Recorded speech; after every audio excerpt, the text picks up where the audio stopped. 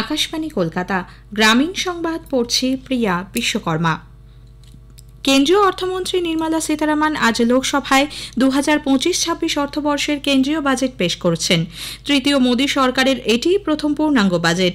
এই নিয়ে টানা 8 বার বাজেট পেশ করে শ্রীমতী সীতারামন রেকর্ড করেছেন। তিনি বলেন, দেশের অর্থনীতি বিশ্বের মধ্যে অন্যতম দ্রুত গতির অর্থনীতি হিসেবে উঠে এসেছে। এই ধারা বজায় রাখার চেষ্টা চালিয়ে যাবে কেন্দ্র। সমাজের সর্বস্তরে ভারসাম্যপূর্ণ বিকাশ সুনিশ্চিত করাই সরকারের অন্যতম লক্ষ্য। এবারের বাজেটে 10টি মূল ক্ষেত্রের ওপর জোর দেওয়া হয়েছে।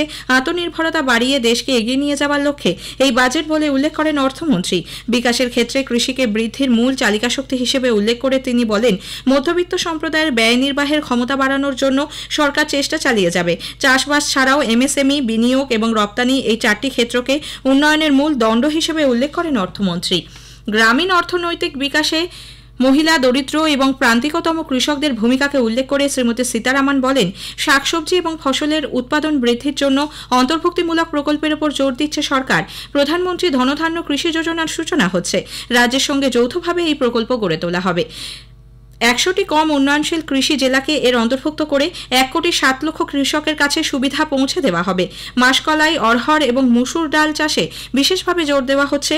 জাতীয় উচ্চ উৎপাদনশীল বীজ যোজনা এবং বিহারে মাখানা বোর্ডে গঠন করে কৃষকদের প্রশিক্ষণ দেওয়া হবে। কাপাস তুলো উৎপাদনের উন্নয়নে চালু হচ্ছে বিশেষ মিশন। আগামী 5 বছরে দীর্ঘ তন্তু কাপাস চাষে প্রভূত উন্নতি হবে। কৃষকদের আয় বাড়ানোর লক্ষ্যে 5F ভিশনকে উৎসাহিত করা হচ্ছে। এখন থেকে কিষাণ ক্রেডিট কার্ডে 5 লক্ষ টাকা পর্যন্ত ঋণ মিলবে। জাতীয় ভোজ্য তেল মিশন সাফল্যের সঙ্গে স্বনির্ভরতার লক্ষ্য পূরণ করেছে বলে শ্রীমতী সীতারামন উল্লেখ করেন। অসমের নামরূপে খোলা হবে ইউরিয়া কারখানা। ভারতীয় ডাক বিভাগকে সবচেয়ে বড় লজিস্টিক বা পরিবহন ক্ষেত্র হিসেবে গড়ে তোলার উদ্যোগ নেওয়া হচ্ছে। সমবায় ক্ষেত্রে ঋণ প্রদানের জন্য এনসিডিসিকে কাজে লাগানো হবে। 5 লক্ষ মহিলা, তপশিলি জাতি, উপজাতির শিল্পোদ্যোগীদের জন্য নতুন প্রকল্প ঘোষণা করা হয়েছে। নতুন শিল্পোদ্যোগীদের জন্য 5 বছরে 2 কোটি টাকার টার্ম লোন দেবে সরকার। জুতো এবং চর্মশিল্পের ওপর বিশেষ নজর দিয়ে ফোকাস প্রোডাক্ট স্কিমের সূচনা হচ্ছে। চর্মশিল্পে 22 লক্ষ কর্মসংস্থানের সুযোগ সৃষ্টি হবে। খেলনা উৎপাদনে ভারতকে বিশ্বমানের করে তুলতে নতুন প্রকল্প হাতে নেওয়া হয়েছে। অঙ্গনওয়াড়ি কেন্দ্রগুলির মাধ্যমে প্রসূতি মা এবং শিশুর যত্নে বিশেষ নজর দিতে পোষণ 2.0 সূচনা করছে সরকার। আগামী 5 বছরে সরকারি স্কুলে 50,000 অটল টিঙ্কারিং ল্যাব খোলা হবে। গ্রামীণ সরকারি ও মাধ্যমিক স্কুল এবং প্রাথমিক স্বাস্থ্যকেন্দ্রে ব্রডব্যান্ড পরিষেবা দেবে সরকার।